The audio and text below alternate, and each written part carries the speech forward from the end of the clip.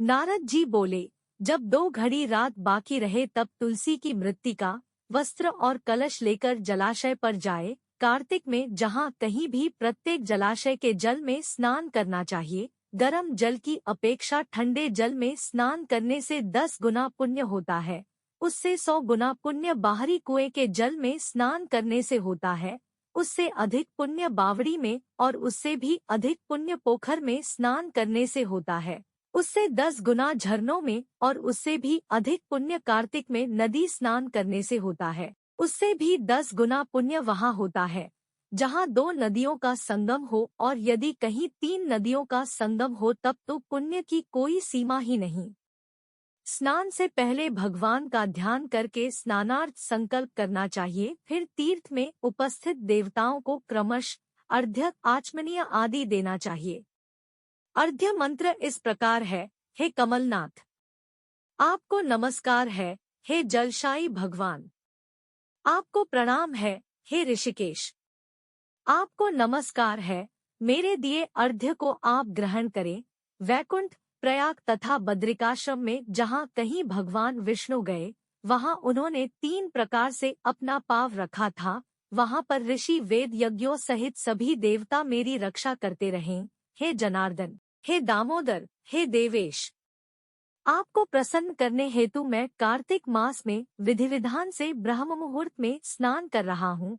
आपकी कृपा से मेरे सभी पापों का नाश हो। हे प्रभो, कार्तिक मास में व्रत तथा विधि पूर्वक स्नान करने वाला मैं अर्घ्य देता हूँ। आप राधिका सहित ग्रहण करें। हे कृष्ण, हे बलशाली राक्षसों का संहार करने वाले भगवन, हे पापों का नाश करने वाले, कार्तिक मास में प्रतिदिन दिए हुए मेरे इस अर्घ्य द्वारा कार्तिक स्नान का व्रत करने वाला फल मुझे प्राप्त हो।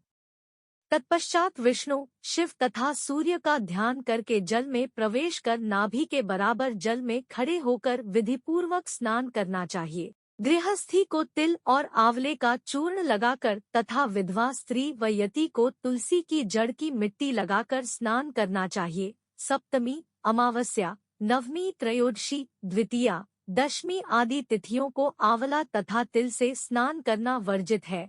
स्नान करते हुए निम्न शब्दों का उच्चारण करना चाहिए। जिस भक्तिभाव से भगवान ने देवताओं के कार्य के लिए 3 प्रकार का रूप धारण किया था, वही पापों का नाश करने वाले भगवान विष्णु अपनी कृपा से मुझे पवित्र बनाए। जो अमनुष्य भगवान विष्णु की आज्ञा से कार्तिक व्रत करता है, उसकी इंद्रादि सभी देवता रक्षा करते हैं, इसलिए वह मुझको पवित्र करें। बीजों, रहस्यों तथा यज्ञों सहित वेदों के मंत्र कश्यप आदि ऋषि, इंद्रादि देवता मुझे पवित्र करें। अदिति आदि सभी नारियां, यज्ञ, सिद्ध, सर्प और समस्त औषधियां व तीनों लोकों के पहाड़ मुझे पवित्र करें।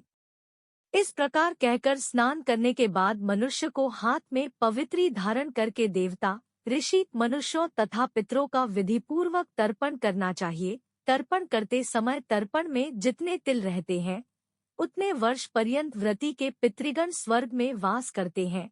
उसके बाद व्रती को जल से निकलकर शुद्ध वस्त्र धारण करने चाहिए। सभी तीर्थों के सारे कार्यों से निवृत्त होकर पुनः भगवान विष्णु का पूजन करना चाहिए। सभी तीर्थों के सारे देवताओं का स्मरण करके भक्तिपूर्वक सावधान होकर चंदन, फूल और फलों के साथ भगवान विष्णु को फिर से अर्घ्य देना चाहिए। अर्घ्य के मंत्र का अर्थ इस प्रकार है। मैंने पवित्र कार्तिक मास में स्नान किया है।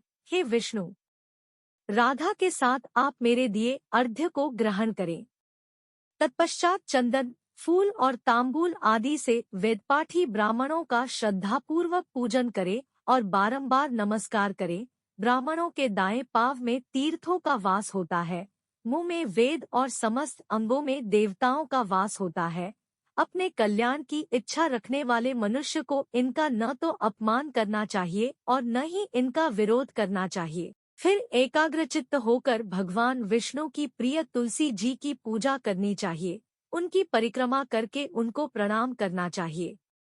हे देवी, हे तुलसी, देवताओं ने ही प्राचीन काल से तुम्हारा निर्माण किया है और ऋषियों ने तुम्हारी पूजा की है। हे विष्णुप्रिया तुलसी, आपको नमस्कार है। आप मेरे समस्त पापों को नष्ट करो। इस प्रकार जो मनुष्य भक्तिपूर्वक कार्तिक व्रत का अनुष्ठान करते हैं, वे संसार के सुखों का भोग करते हुए अंत में मोक्ष को प्राप्त करते हैं।